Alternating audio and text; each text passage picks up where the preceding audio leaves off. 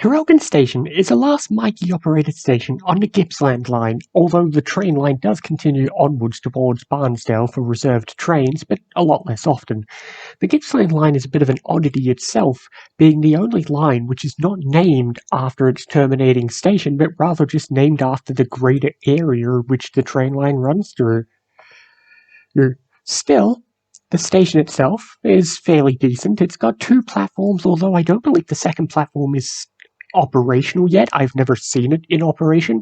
They've only just finished building it. It's got a nice overpass, but that's about it. So you're not going to. So for now, all your trains are still going to terminate on platform 1. And well, being a single and being not quite the end of the line, but at least the end of the main part of the line, your train will often terminate at Traralgon. So as usual, you're going to see your train just terminate there and sit there for a while. So odds are, when you get to Traralgon Station, a train will always be waiting for you, unless it's a train coming to or from Barnsdale.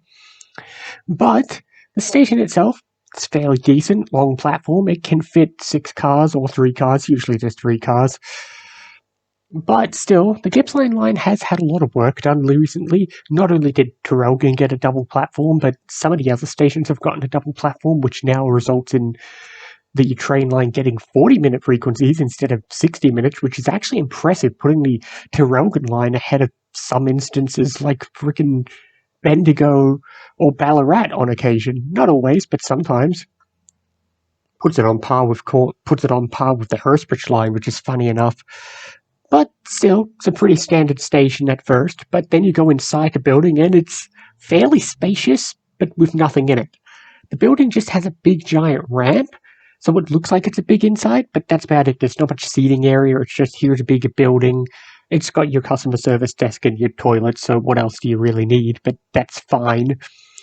Outside, you'll find your usual coaches and buses, but the station itself is fairly interesting in the fact of, once you step outside, it's integrated with a little shopping strip at the parking lot. So, like, you can't tell where the station building begins and ends, because you can just see a strip of shops go on, and there's various things like a chicken shop and a laundry and whatever, the usual stuff. So, yeah, I kind of like that, though. It makes the train station not feel small, which it sets it apart from some of the other stations we've seen, which are just a building off on its own little world. Instead, it's kind of integrated so people can see it as a place, not just as a place to go get trains, which is understandable, although Traralgon, the town, is a fairly big town, so the station itself does get quite a lot of people.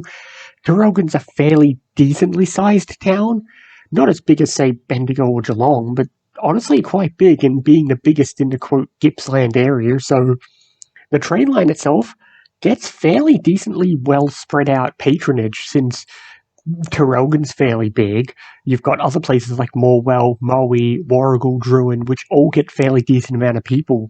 So it's a fascinating V-line train line where a lot of V-lines I've been on serve mostly to take people to the city or back from the city to wherever they are. You don't often see a V-line where people are hopping between the intermediate stations, but you definitely do on a Traralgon line, which is definitely why they probably thought it was warranted for the 40-minute frequencies. You'll often see people hopping from, say, Garfield to Warrigal or Traralgon to Moe, since they're all fairly substantial places, and honestly, the city is so far away, since, unfortunately, the Traralgon line is trapped entirely on the Pakenham line, so oftentimes you'll spend the first hour just travelling on the Pakenham line, oftentimes stuck behind a normal metro train, which is travelling slow because it's got to stop everywhere. So sometimes you'll get delays on that line, which is a bit frustrating. There is no passing loops on the entirety of the Pakenham line, so you're oftentimes going to get stuck because your V-line cannot outpace the Cranbourne train that's in front of you, which has happened a lot of times if they don't time it correctly. Oftentimes they will. Oftentimes they'll try and time it so a Pakenham train will leave just after your V-line, so you've got enough space ahead of you, but I've seen it get messed up from time to time, which can be a bit annoying, but it's not awful. I mean, you're on a comfy V-line, so it's not the end of the world. But as I said, Traralgon is a fairly big town, but unlike, say, Bendigo or Ballarat, it doesn't have that nice It doesn't have that nice rural feeling that some of the country towns have, despite being a big one. It just feels like a modern area plopped in the middle of a big empty Gippsland, which it's a very busy place. Every Gippsland place I've been to feels so busy, and in a bad way. It doesn't feel pedestrian friendly. The amount of times in Gippsland, whether it be Traralgon or any other major location like Warrigal, the amount of times you're trying to cross a crossway or a roundabout and the cars just do not let you go, the cars keep trying to cut you off.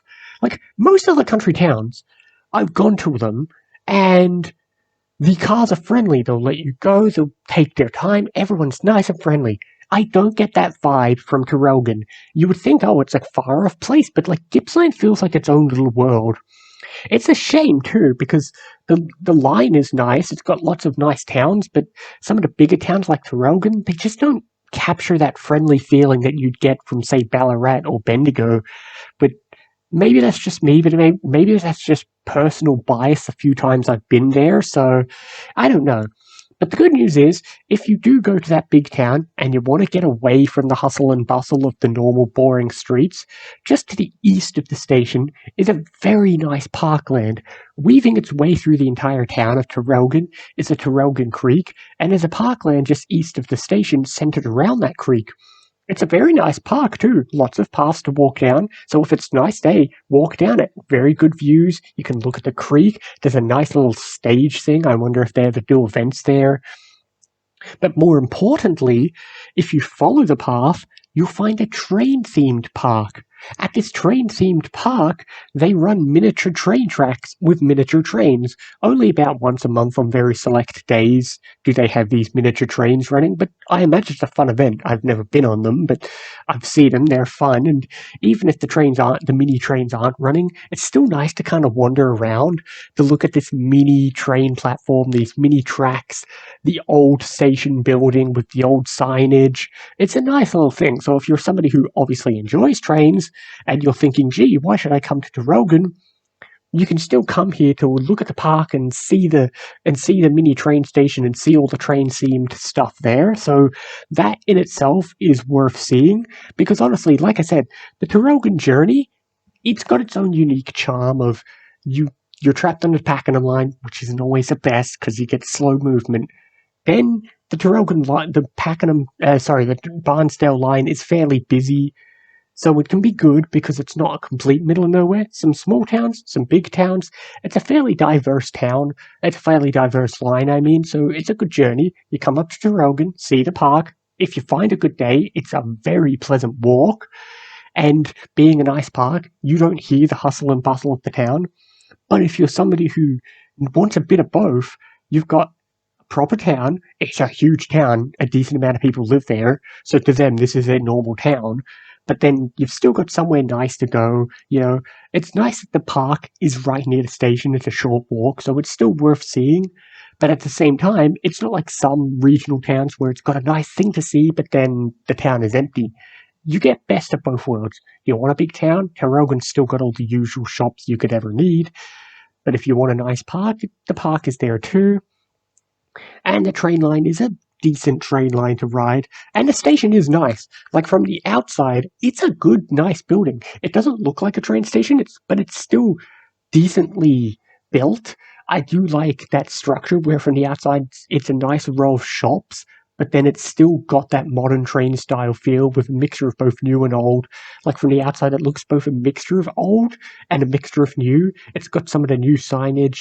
Off to the other end is the new concourse and the new pedestrian bridge they built for the second platform. So it's got a mixture of new and old, and it's always a busy train station since the Traralgon line is actually a fairly well spread out line in terms of patronage. So I kind of like that mixed charm.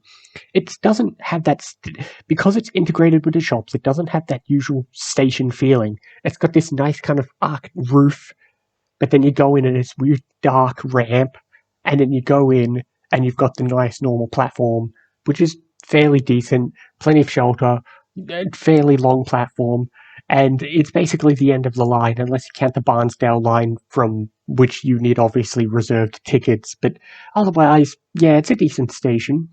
not the best. Like, obviously, it's not as grandiose as some V lines.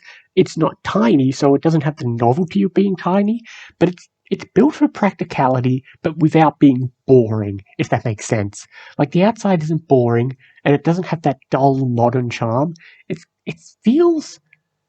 I don't know why when I look at the outside, it feels like Mooney Ponds or some inner suburb that you would get in the city where not the station itself, but like the area just reminds me of like, oh, I'm in that kind of inner city area. Not straight in the city, but the building reminds me of some of the buildings you would get where it's kind of like not old, but like just a few decades old. It's a station that's kind of mixture with new and old. So, it's got that unique charm. Not an old, not the old V-Line charm that you get at some of these middle of nowhere towns, and not as grandiose as, say, Ballarat, but it's got an interesting flat charm. Flat is a good way to describe Traralgon train station. I don't know why it's a good word to describe it, but it is. Still, it's a decent train station. Go look at the mini trains. I love looking at the mini trains. Just the teeny tiny train tracks are so funny to look at. And then I enjoy the mini platform. It's like, oh, I'm on a platform, but it's so small. And then you look at the old shed. So it's like, it's got something for everyone. It's got something for everyone. And that's the important thing. It's not a one trick town, I guess. But at the same time, like, it's still a functioning town in the sense that, like, if you just lived there, it's a normal town, but it's not the middle of nowhere. They're about as modern as you get. Like, again, you don't have that old feeling you get at Bendigo. It's a perfectly modern town. It's what you're going to get. It's basically put a modern town without being in a CBD, which is fine. It's so far away from the CBD. It's what you need if you did live there. And if you don't live there, it's like, find your reason to come there, as I guess I would say. Are you coming there to look at the mini trains or the park? Maybe you're just trying to look at all the train stations? Or maybe you just want to go somewhere else, but otherwise it's a fine functioning town with a decent train station. It's a decent train station for a V line.